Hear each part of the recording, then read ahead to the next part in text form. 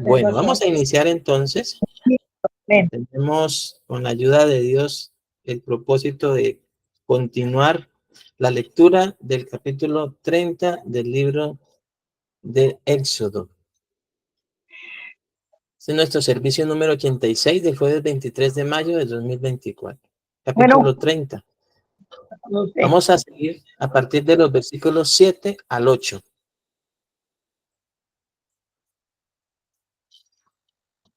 El propósito del altar del incienso, un lugar para la oración. ¿Listo? Vamos a entonces a continuar. Versículos 7 al 8. En el versículo 7 dice: y Aarón quemará incienso aromático sobre él. Cada mañana, cuando aliste las lámparas, lo quemará. Y cuando Aarón encienda las lámparas al anochecer, quemará el incienso. Tengamos en cuenta esto que nos va a decir: rito perpetuo delante de Jehová por vuestras generaciones. Dos cosas se evidencian aquí, en estos dos pasajes. Ya se está determinando la intensidad o el uso o la frecuencia con la cual se va a hacer uso del altar del incienso, mañana y tarde. Y también se establece que será por todas las generaciones. Le dice Dios aquí a Moisés: rito perpetuo delante de Jehová por vuestras generaciones. El Salmo 141:2 dice: suba mi oración delante de ti como el incienso, el don de mis manos como la ofrenda de la tarde. Luego el Salmo 55:17, hablando ya de cómo el pueblo entendía la necesidad de orar y cómo hacerlo juntamente con lo que se hacía en el tabernáculo y en el templo. El salmista dice lo siguiente: tarde y mañana y a mediodía oraré y clamaré, y él oirá mi voz. Tarde y mañana y a mediodía oraré y clamaré, y él oirá mi voz. Bueno, en Cristo Jesús, el altar del incienso se encuentra en el lugar santísimo. Ya no está fuera de él. Quería que mirásemos esta parte porque de acuerdo al pasaje, como hasta ahora se está instituyendo, se está colocando, se está disponiendo el lugar donde va a quedar, este altar del incienso estuvo en el lugar santo, no en el lugar santísimo. Esto ya nos lo explicó el Espíritu Santo con relación a la obra de Cristo. Entre tanto que la primera parte del tabernáculo estuviera en pie, no había lugar para entrar en el lugar santísimo. Luego fue a través del sacrificio de Cristo cuando el Espíritu Santo dice que se nos abrió un camino vivo y nuevo a través del velo que es su misma carne. Quiere decir que este velo del templo se rasgó en dos, de arriba a abajo. Por eso es que en Éxodo capítulo 30, usted va a leer, cuando lea ahí nuevamente, va a encontrarlo ubicado en el lugar santo. Pero en Hebreos, que es una carta que se escribe a hebreos que practicaban la ley, que tenían conocimiento de estas cosas, les dice que este altar del incienso se encuentra en el lugar santísimo. Y es una aclaración para cuando lea, ¿cierto? Porque ahorita más adelante vamos a leerlo, no nos confundamos. O sea, está debidamente explicado, no hay una contradicción, sino que se ubica en el lugar santísimo, ya que el velo se había rasgado en dos, de arriba a abajo, a través del sacrificio de Cristo. Señalando que ya había entrada a la misma presencia de Dios. Y eso es lo que ciertamente Jesús nos ha concedido por su justicia, por su gracia, por su obediencia, que nosotros podamos acercarnos al Padre y orar al Padre en su nombre. y pedir al Padre en su nombre. Ya no desde el lugar santo, sino en la misma presencia del Padre. Nos presentamos ante el Padre en oración mediante el sacrificio de Cristo y en el nombre del Señor Jesucristo. Por eso es que en Cristo, nuevamente aquí lo dice, en Cristo Jesús el altar del incienso se encuentra en el lugar santísimo, ya no está fuera de él. Hebreos 9, 1 al 5 dice, ahora bien, aún el primer pacto tenía ordenanzas de culto y un santuario terrenal, que es el que estamos leyendo, que es el que hemos venido desarrollando, ¿no? Para poder así entenderlo mejor en el capítulo 30 de Éxodo y todo lo concerniente al tabernáculo en el libro de Éxodo. Ahora bien, aún el primer pacto tenía ordenanzas de culto y un santuario terrenal, dice. Porque el tabernáculo estaba dispuesto así. En la primera parte llamada el lugar santo, aquí al aparece, ¿ven? Estaba el candelabro, la mesa y los panes de la proposición. Esto lo está diciendo Hebreos. ¿Listo? Tras el segundo velo, que es el velo del lugar santísimo, estaba la parte del tabernáculo llamada el lugar santísimo, dice, en la cual tenía un incensario de oro, ya lo ubica en el lugar santísimo.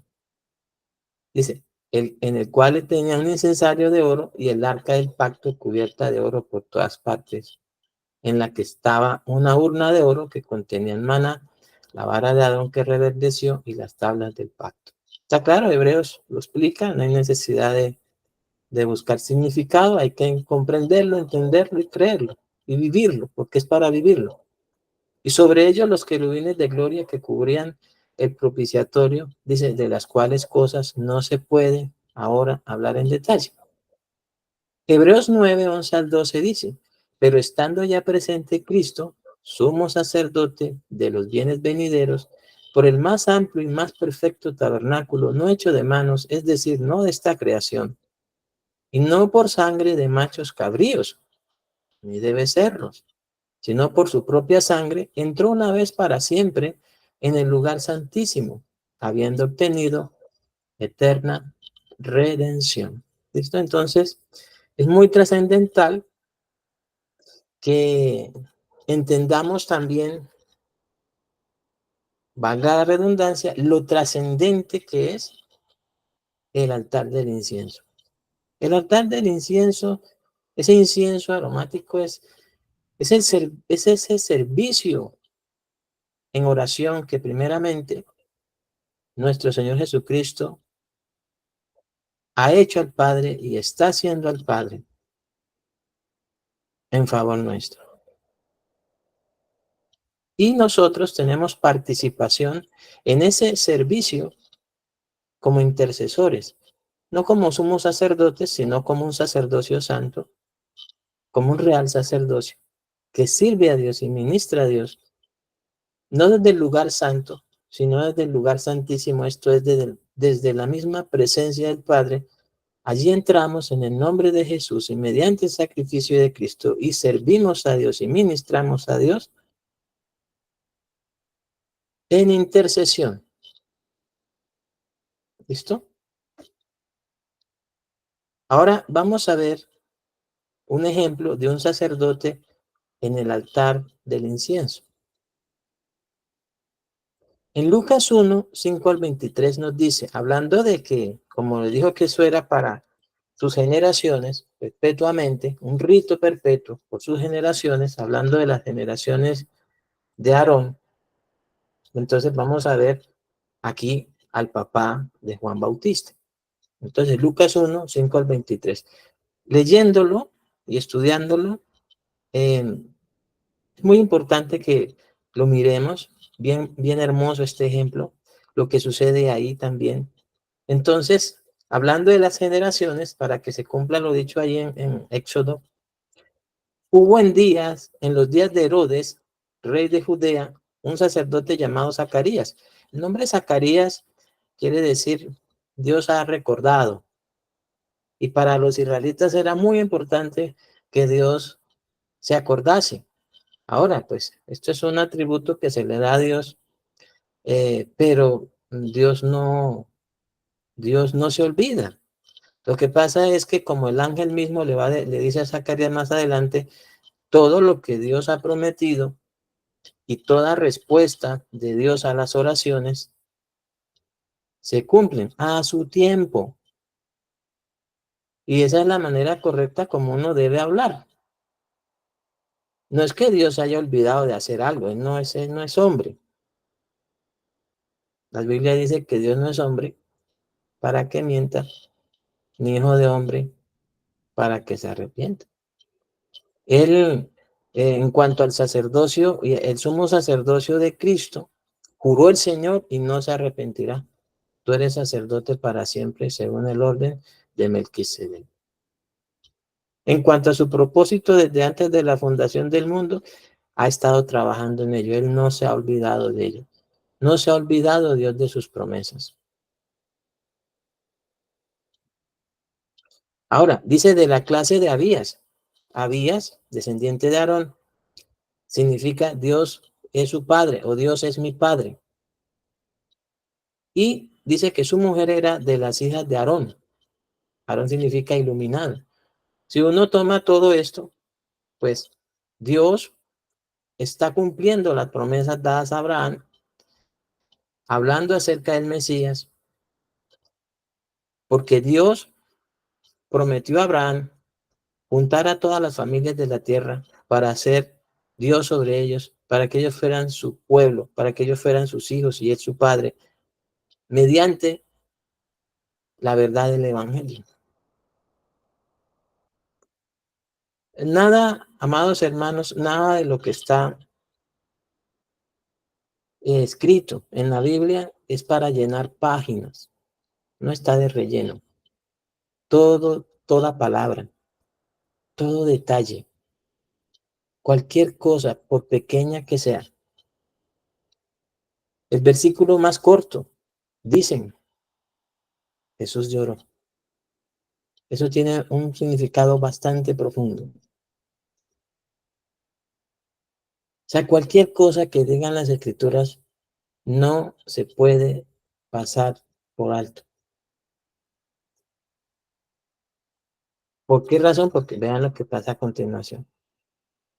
Ella, la mujer se llamaba Elizabeth. ¿Y qué significa Elizabeth? Mujer amparada por Dios.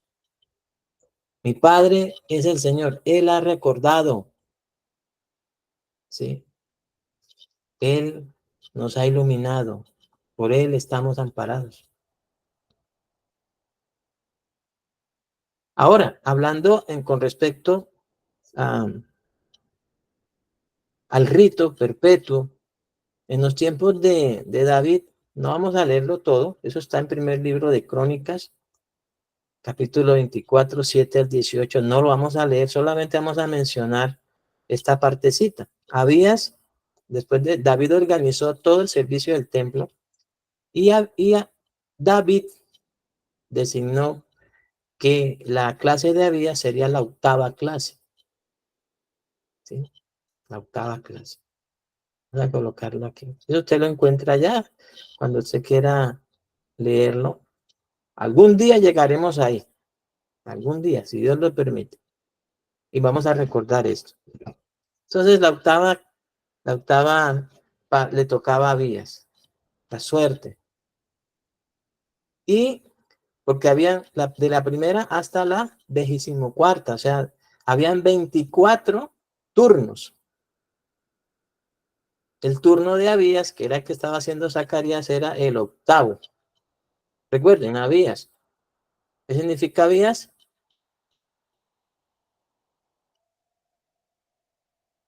Aquí está lo que significa Abías. Mi padre es el Señor. Zacarías, Dios ha recordado. Ahora, eran en total 24 turnos, cada turno de sábado a sábado. Ahora, la condición espiritual que corresponde igualmente a los requisitos que menciona Éxodo 30, con respecto a quién ministrase allí, ambos, o sea, tanto Zacarías como Elizabeth, Elizabeth que era de las hijas de Aarón también, ambos eran justos delante de Dios y andaban irreprensibles en todos los mandamientos y ordenanzas del Señor. Esto es muy trascendental para el desarrollo de una vida de servicio a Dios y sobre todo para ministrar a Dios y servir a Dios en favor del pueblo mediante la oración o la intercesión. Vean ustedes que tanto Zacarías, que era el sacerdote, y Elizabeth, que era descendiente de Aarón, ambos estaban de acuerdo y servían a Dios. Zacarías más exactamente ejerciendo el sacerdocio. Y Elizabeth estando de acuerdo y apoyando a su esposo en esa labor, pues estaba todo, toda una semana ocupado en esa labor. Es muy trascendental, amados hermanos, que los cónyuges se pongan de acuerdo cuando uno de los dos va a servir a Dios, o los dos, mucho más. Deben estar de acuerdo. Y aquí plantea que deben ser justos, irreprensibles en todos los mandamientos del Señor. Es muy trascendental. Si usted está sirviendo a Dios, si usted tiene una esposa, lo mejor es que su esposa esté de acuerdo con usted para que ciertamente su servicio a Dios no sea en contradicción por cuestiones conyugales. Jesús habló de la necesidad de que la casa permanezca unida. Una casa dividida contra sí misma no prevalece, no puede permanecer. Si los dos están sirviendo, porque hay muchos ejemplos en la Biblia de parejas que sirvieron a Dios, los dos deben estar en el mismo sentido. Deben andar juntos, de acuerdo. Eso de que se dice, ¿cómo andarán dos juntos si no estuvieran de acuerdo? No se dice exclusivamente para asuntos relacionados a la vida conyugal, sino que es un principio fundamental para servir a Dios. Como también Pablo dijese, de dos mujeres que servían a Dios, dijo, ruego a Evodia y a Síntique que sean de un mismo sentir en el Señor. Y ahora usted podrá ver y podemos oír las palabras de Jesús cuando dijo con respecto a la oración, donde dos se pusieren de acuerdo para pedir alguna cosa, le será hecho por mi Padre que está en los cielos. Vean lo que sigue a continuación.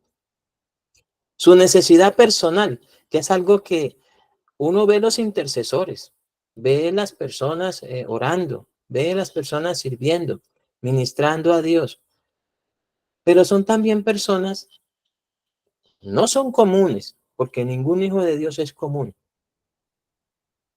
Esa expresión de ser común fue dicha por el Señor refiriéndose a aquellos que Dios ha sido santificado y dijo, no llames tú común o inmundo a lo que yo he santificado.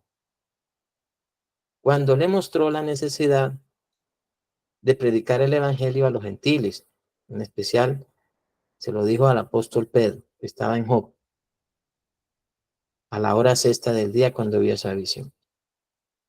Y fue llevado a casa de Cornelio. O sea, nosotros no podemos decir que los intercesores son hombres comunes. No son hombres comunes, no son mujeres comunes, no son inmundos, son hijos de Dios. pero tienen necesidades también. Y a pesar de sus necesidades, van y sirven a Dios en la oración y la intercesión. Muchas veces privilegian el propósito de Dios y la intercesión por el desarrollo del propósito de Dios que sus propias necesidades. Veamos lo que pasó con Zacarías. Dice, pero no tenía hijo, porque Elizabeth era estéril y ambos eran ya de edad avanzada. Aquí, en este caso, se privilegia, ¿qué cosa? Se privilegia el servicio a Dios. Pero veamos qué sucede a continuación. Le tocó en suerte y no en el espíritu ministrar en el santuario. Ahora, ¿por qué razón? ¿Se acuerdan que en los tiempos de David, David fue quien organizó los turnos, los 24 turnos? Cada uno de los turnos servía una semana. ¿Cuántos sacerdotes de la clase de Abías podía haber en los tiempos de Jesús? Yo no sé cuántos había, pero el asunto es que le usaron de echar suerte. De hecho, tampoco sé cómo lo hacían. Ahora dice luego, aconteció que ejerciendo Zacarías el sacerdocio delante de Dios, según el orden de su clase, la clase de Abías, octava clase de 24, conforme a la costumbre del sacerdocio, no conforme a lo establecido por Dios en el sentido del ejercicio del sacerdocio, sino ya lo que estaba dispuesto por David de los turnos, conforme a la costumbre del sacerdocio. Dice, le tocó en suerte ofrecer el incienso entrando en el santuario del Señor. Vean lo que servir a Dios no es cuestión de suerte. Hace ayer, creo que fue ayer estuve hablando con un siervo de Dios y me preguntaba que si cuántos pastores había en la iglesia, o sea, en nuestra congregación. Yo le dije, hermano, la verdad, no sé. Nosotros solemos llamar pastores a los que sirven. A veces más por reconocimiento que porque el Señor haya puesto a las personas. Pero una cosa sí le dije al hermano, quien ejerza el pastorado ciertamente ha de ser del Señor Jesucristo y por la voluntad del Padre. Nosotros podremos poner 20, 50 pastores, pero quien los llama es el Señor Jesucristo.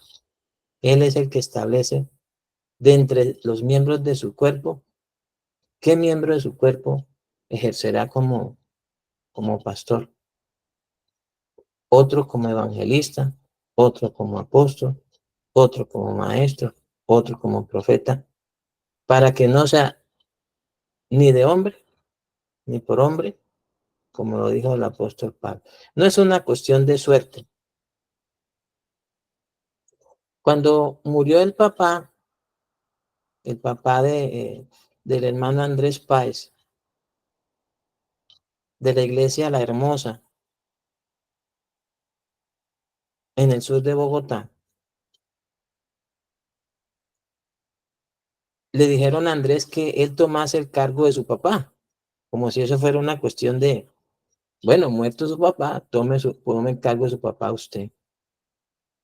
Andrés, conociendo las escrituras, él entendió que eso no era, el pastorado no era un asunto de sucesión. Él se negó a eso. Y bueno, ya la misión usó ya no la suerte, sino el poder administrativo para colocar un pastor. Yo creo en la necesidad de que nosotros oremos para que los que ejercen el pastorado lo ejerzan conforme al corazón de Dios, porque eso fue lo que Dios prometió. Todos los que sirven a Dios en alguno de los 5 ministerios dados por el Señor han de hacerlo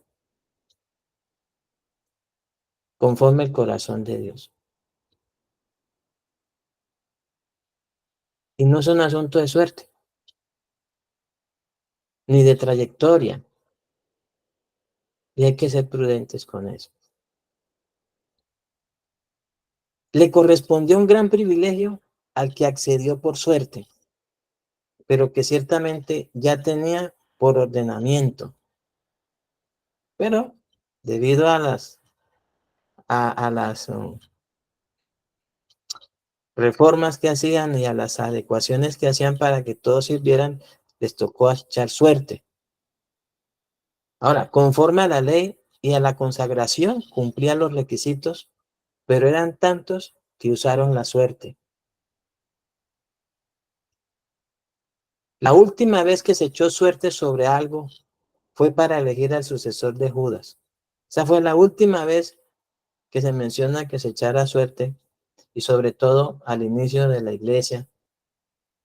Luego de eso, el Evangelio establece los principios y requisitos para la designación de cargos, como sucedió con los primeros diáconos. La iglesia fue limpiada de esa costumbre de echar suertes para pasar a ser guiados por el Espíritu Santo conforme a la voluntad de Dios.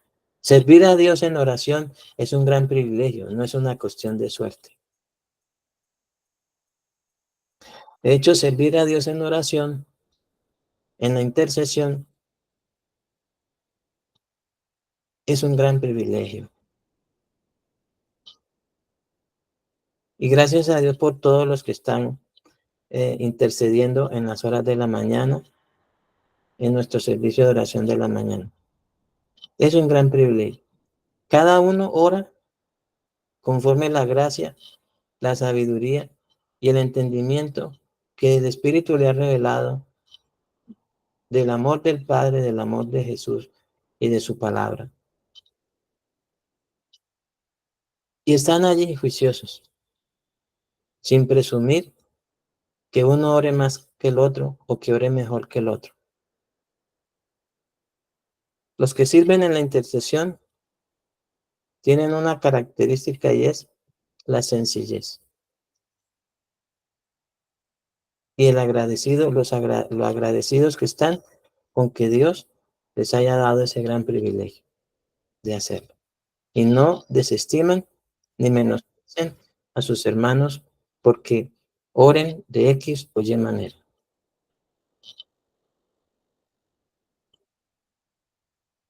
Gracias a Dios.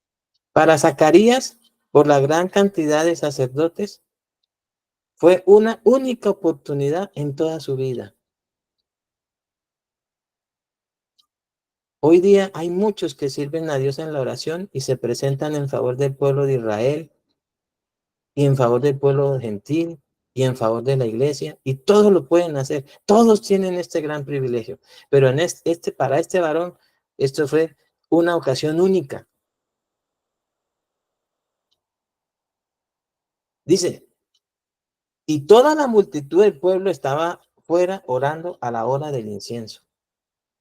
Ahora, esto del pueblo ya se había vuelto costumbre. Dice, la hora del incienso señalaba a Cristo como sumo sacerdote, como intercesor delante de Dios, en favor del pueblo. Ahora, tengamos en cuenta una cosa en cuanto a la labor de Jesús como sumo sacerdote. En el capítulo 17 de Juan, Jesús, sumo sacerdote, ora en favor de sus discípulos, de los hijos de Dios. ¿Sí? Y por los que han de creer en él por la palabra de ellos. No ora por el mundo.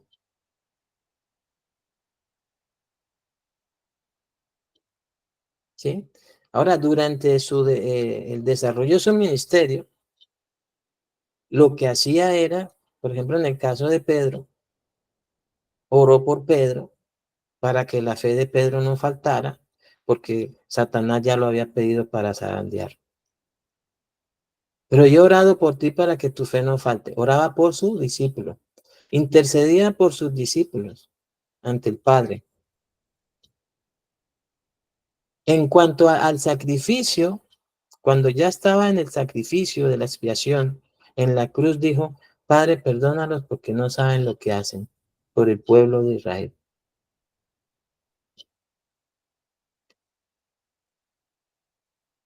A los que nos puso a interceder por todos los hombres es a nosotros. Jesús intercede por nosotros, nosotros intercedemos por todos los hombres. Intercedemos en favor de todos los hombres de Israel, de todos los hombres gentiles, para que sean salvos.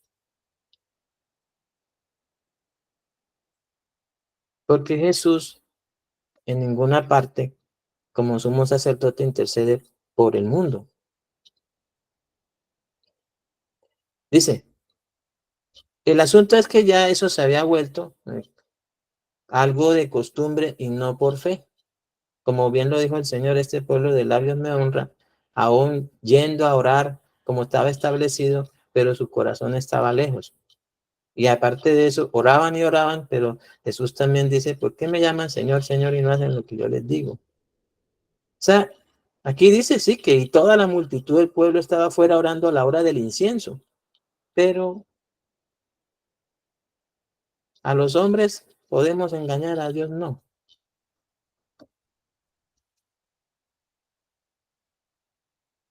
Ahora, Zacarías aprovechó este tiempo, porque vamos a evidenciarlo, en el cual ministraba a Dios en favor del pueblo para pedir por un hijo.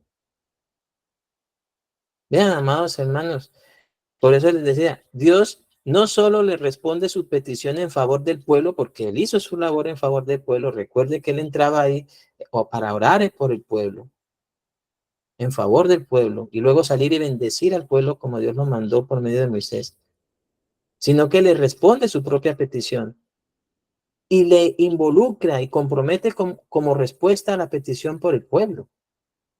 Y aquí quiero que miremos un aspecto bastante trascendental. Vean lo que pasa. Él entra, ¿cierto? Tiene la expectativa de que le ha tocado su turno, según su clase, ya le ha sido notificado.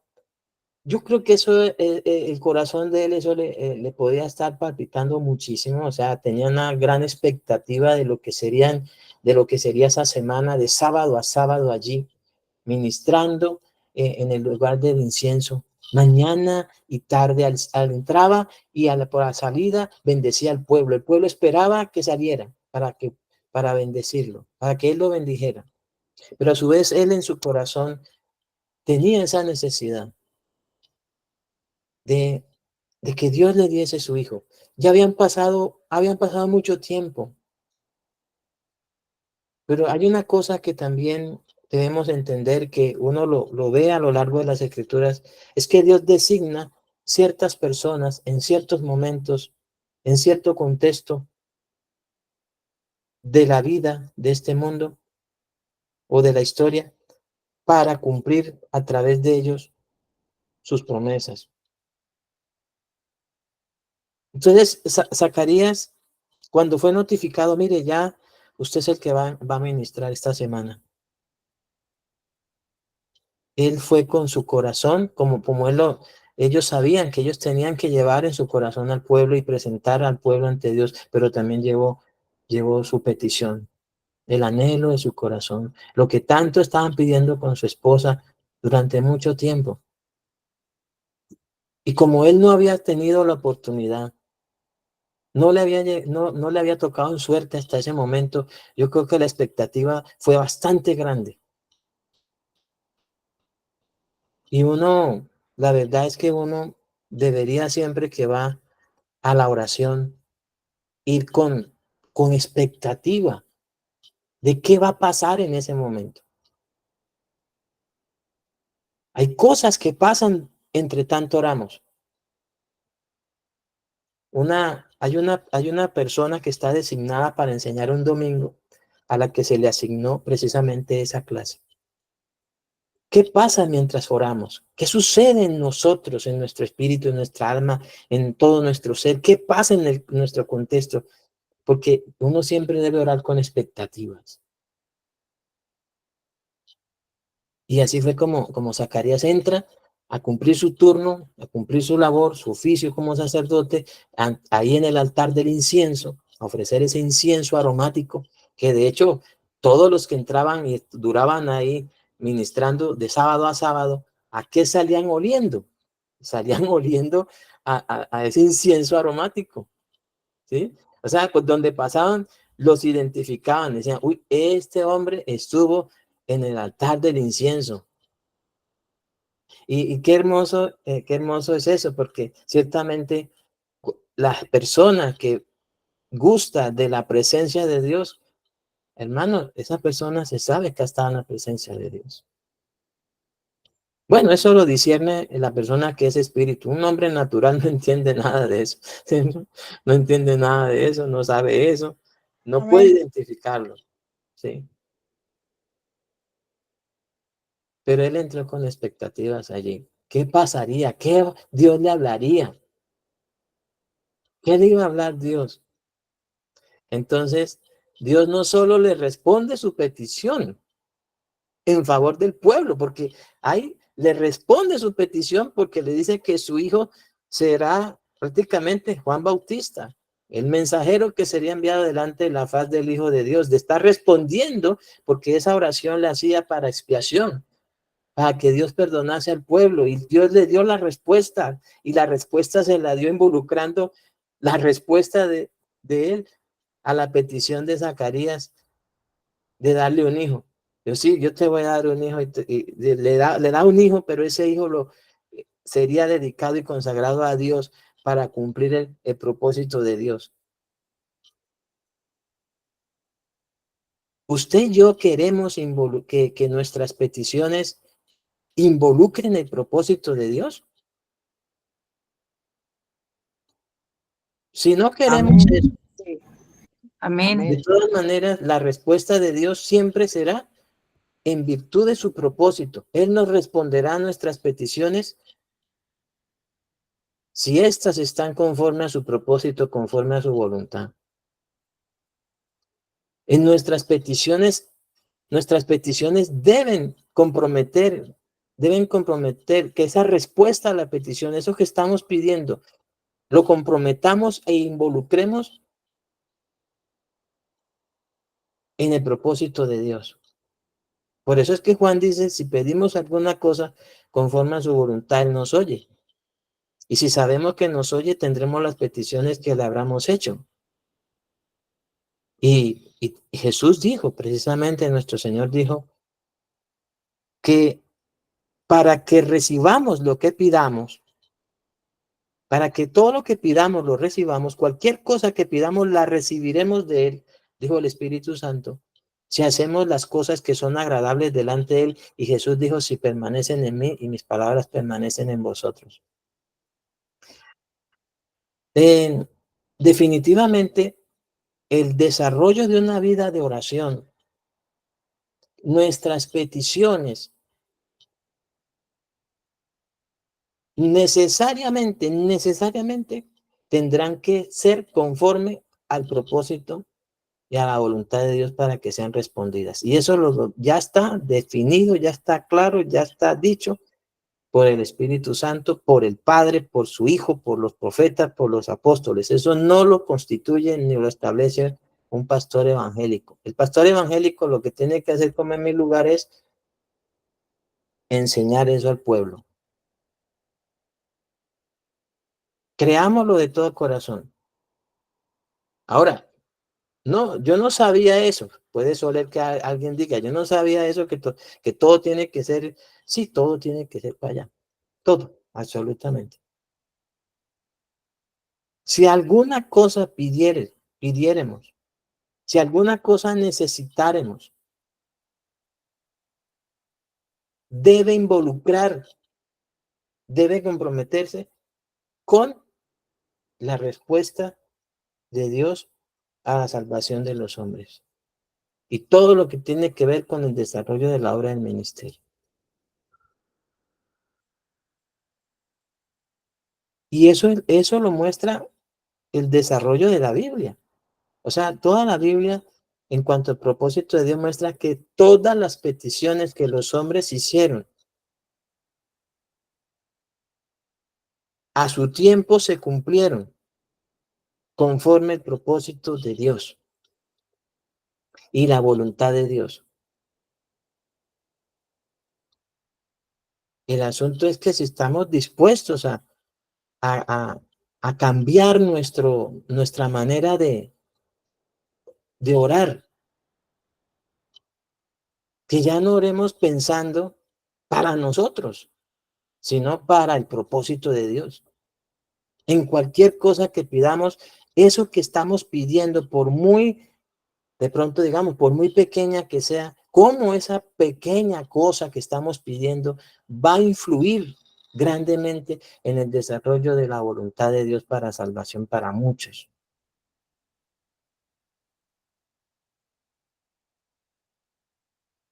Pidiendo para la gloria de Dios.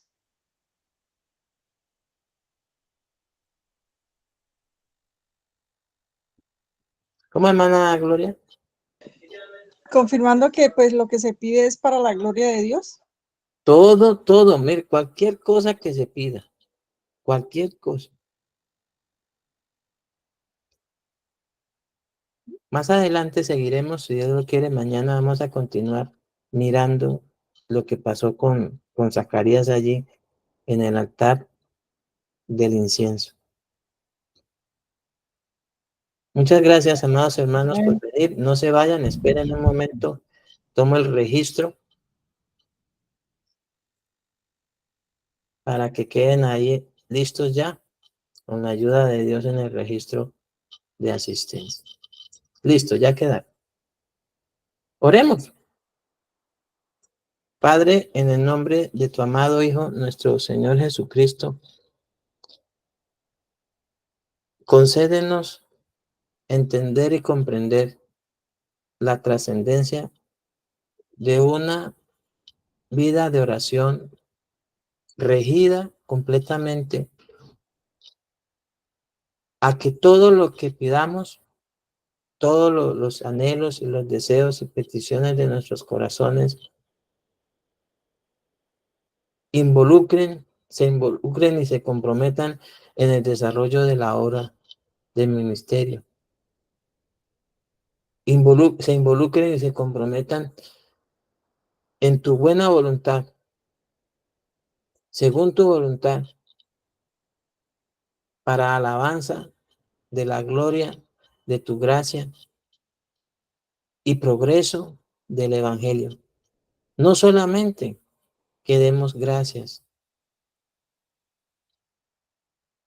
sino que, como lo dijo Jesús, para que el Padre sea glorificado, para que todas las cosas que Dios, que tú nos respondas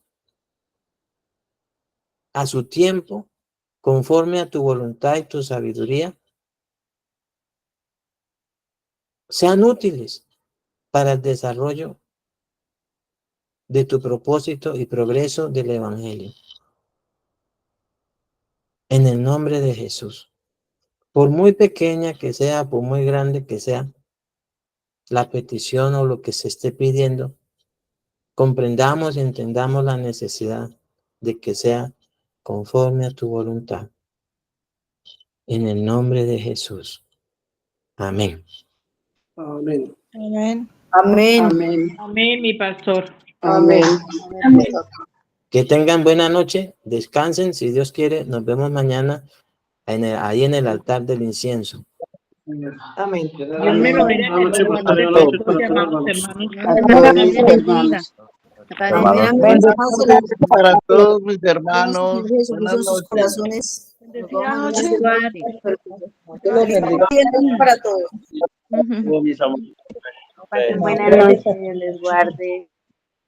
Amén, mi pastora. Amén, amada pastora y amados hermanos, mi amado pastor Mauricio. Dios los bendiga en esta noche y que les dé sueño reparador. Muchas bendiciones en el nombre de Jesús.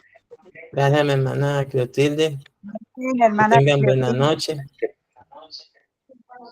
Que la paz de Dios sea para con ustedes en el nombre de Jesús. Que tengan una hermosa noche, que descansen.